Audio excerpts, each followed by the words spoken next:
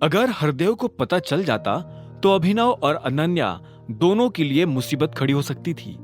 जल्दी बाहर आकर उसने अनन्या के कमरे का दरवाजा खटखटाना शुरू कर दिया था। वो दरवाजा खटखटा रहा था, लेकिन उधर से अनन्या कोई जवाब नहीं दे रही थी। ऐसे में जब उसने दरवाजे का हैंडल घुमाया तो पाया कि दरवाजा अंदर से लॉक नहीं था। उसने धीरे से दरवाजा खोला और कमरे के अंदर दाखिल हो गया। उसने देखा कि अनन्या कुर्सी पर बैठकर अपने पैरों पर लोशन लगा रही थी। उसके कानों पर हेडफोन लगे हुए थे और इसी वजह से उसे शायद दरवाजा खुलने की आवाज नहीं आई थी। इतने में अनन्या को भी कुछ सूझा और उसने अपना लोशन वाला हाथ रोक लिया। उसे ये लगा कि कुछ गड़बड़ है। ऐसे में उसने धीरे से अपनी नजर ऊपर की तो पाया कि अभिनव उसके कमरे में खड़ा था।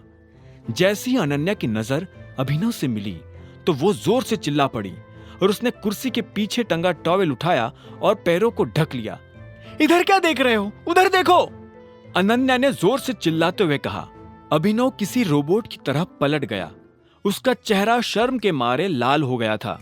भले ही सच ये था कि ना अभिनव अनन्या से प्यार करता था और ना ही अनन्या अभिनव से, लेकिन फिर भी कुछ तो था जो दोनों को एक दूसरे की तरफ खींच रहा था कि तभी अनन्या जोर से उस पर चिल्लाई और बोली, तुम्हारी हिम्मत कैसे हुई मुझसे बिना पूछे मेरे कमरे में आने की? आई एम सॉरी, मुझे सच में आइडिया नहीं था कि तुम मुझे इस हालत में मिलोगी और मैं सीधे तुम्हारे कमरे में भी नहीं घुसा। मैंने काफी बार तुम्हारा दरवाजा खटखटाया, लेकिन जब तुमने दरवाजा नहीं खोला तो मेरे पास सीधा अंदर आने के अलावा और कोई चारा नहीं रह गया था। अभिनव ने तुरंत अनन्या को समझाने की कोशिश करते हुए कहा, लेकिन जब वो अनन्या को सफाई दे रहा था तब उसे खुद समझ नहीं आ रहा था कि वो अनन्या को सफाई दे क्यों रहा है। अनन्या उसकी पत्नी है, नहीं?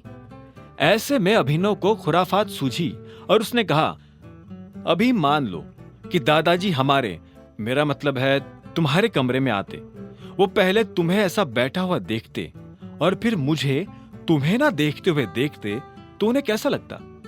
कोई भी नॉर्मल इंसान अगर मुझे तुम्हें अपने ही कमरे में ना देखते हुए देखता तो पता नहीं क्या समझ बैठता। पागल आदमी, मेरे दादाजी कभी ऐसे दूसरों के कमरों में बिना पूछे नहीं घुसते हैं, अनन्या ने चिढ़ते हुए कहा। उसकी चिड़ी हुई शक्ल देखकर अभिनव को काफी अच्छा लग रहा था। उसने अनन्या को चिढ़ाने के लिए तो ये बात कही थी। अभिनव को जैसे ही जरा सी हंसी आई तो इतने में अनन्या ने कहा, चलो अब मेरे कमरे से बाहर निकलो और जब तक मैं ना बुलाऊं अंदर मत आना। जब मेरा हो जाएगा तब मैं तुम्हें आवाज लगा दूंगी। अभिनव ने यह सुनकर एक गहरी सांस ली और बोला, ठीक है, लेकिन जरा जल्दी करना क्योंकि मुझे भी काम पर जाने में लेट हो रहा है। मुझे ऑर्डर देने की जरूरत नहीं है, समझे ना? यह मेरा कमरा है, जब मेरा मूड होगा तब दरवाजा खोलूंगी। अनन्या ने जैसी अभिनव को फटकारा तो इतने में उसे बाहर से आवाज आई, अनन्या दरवाजा खोलो। यह आवाज सुनकर अनन्या और अभिनव दोनों के होश उड़ गए थे। यह आवाज और किसी की नहीं बल्कि हरदेव पाल सिंह की थी। अपने दादा की आवाज सुनकर अनन्या का दिल जोरों से धड़कना शुरू हो गया था। इतने में उसे फिर से आवाज आई, अभिनव अंदर है क्या? अनन्या की नजर तुरंत अभिनव पर जा टिकी।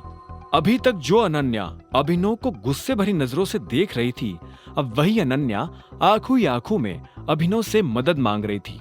मैं अंदर ही हूं। यह सुनते ही अनन्या की जान में जान आ गई थी, लेकिन इतने में उधर से हरदेव ने कहा, क्या मैं 2 मिनट के लिए अंदर आ सकता हूं? मुझे अनन्या से कुछ जरूरी बात करनी है। दादाजी, पर मैं अभी तैयार हो रही हूं। अनन्या के मुंह से घबराहट के मारे निकला।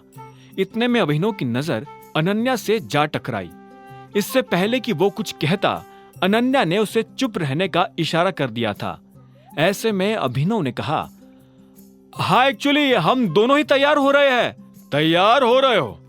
सुबह हो चुकी है, सूरज सिर पर चढ़ रहा है और तुम दोनों अभी तक कमरे में तैयार हो रहे हो। वाह! उधर से हरदेव ने उन दोनों पर गुस्सा करते हुए कहा, दोस्तों आगे का एपिसोड आएगा और 2 दिन के बाद, और पूरी कहानी अभी सुनने के लिए डिस्क्रिप्शन में क्लिक करके डाउनलोड करो पॉकेट FM ऐप।